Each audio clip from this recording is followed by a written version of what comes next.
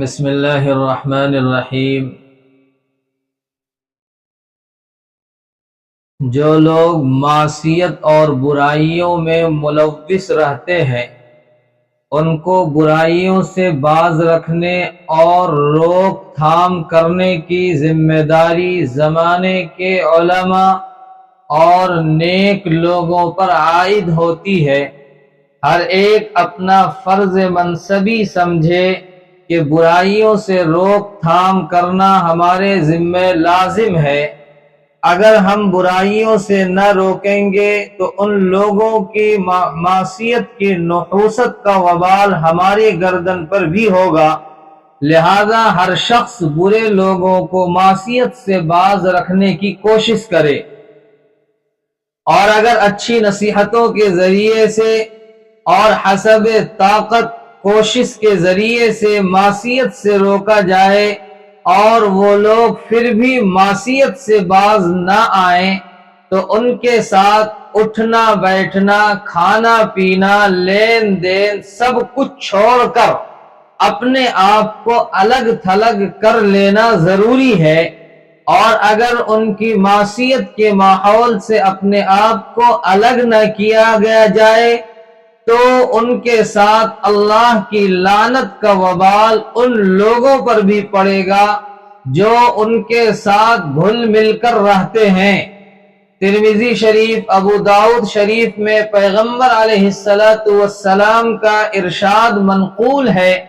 کہ بنی اسرائیل کے برے لوگوں کے ساتھ ان کے علماء پر لعنت کا وبال کیسے آیا۔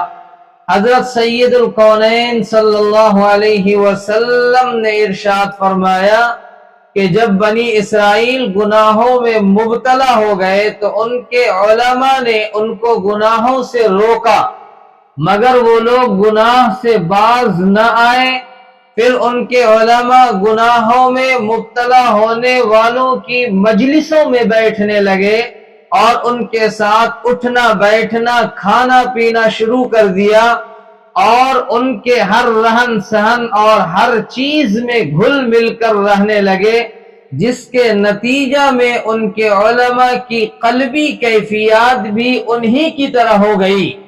پھر اللہ تبارک و تعالی نے ان کے انبیاء حضرت داؤد علیہ السلام اور حضرت عیسیٰ علیہ السلام کی زبان سے ان کے اوپر لعنت بھیجی۔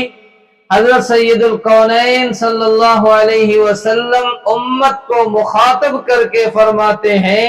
کہ تم اس وقت تک سبکدوش نہیں ہو سکتے جب تک کہ تم گمراہ لوگوں کو گمراہی سے باز نہ رکھو گے،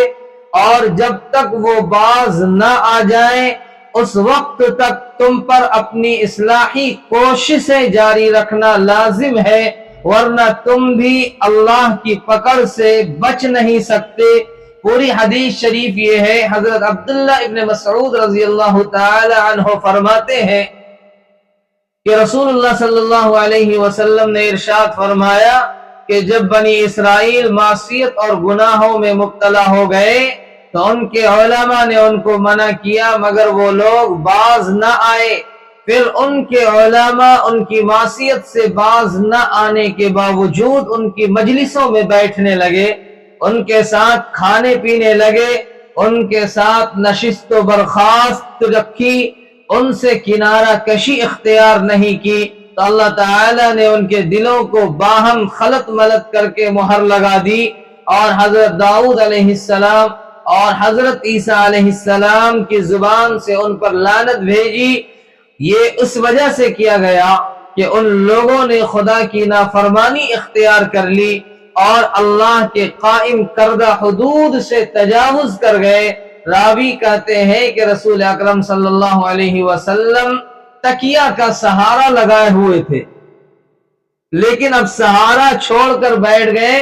اور فرمایا کہ اس ذات کی قسم جس کے قبضہ قدرت میں میری جان ہے کہ تم اس وقت تک سبکدوش نہیں ہو سکتے جب تک کہ تم ان کو گمراہی سے اچھی طرح باز نہ رکھو۔ یہ حدیث ترمذی شریف کے اندر ہے۔ تو گویا کہ اس حدیث سے ہمیں یہ سبق ملا کہ امر بالمعروف اور نہی عن المنکر، امت کے ہر شخص پر اپنی طاقت اور وسعت کے بقدر ضروری ہے۔ اگر ہم لوگوں کو برائی سے نہیں بچانے کی کوشش کریں گے اور برے لوگوں کو بچانے کی کوشش کریں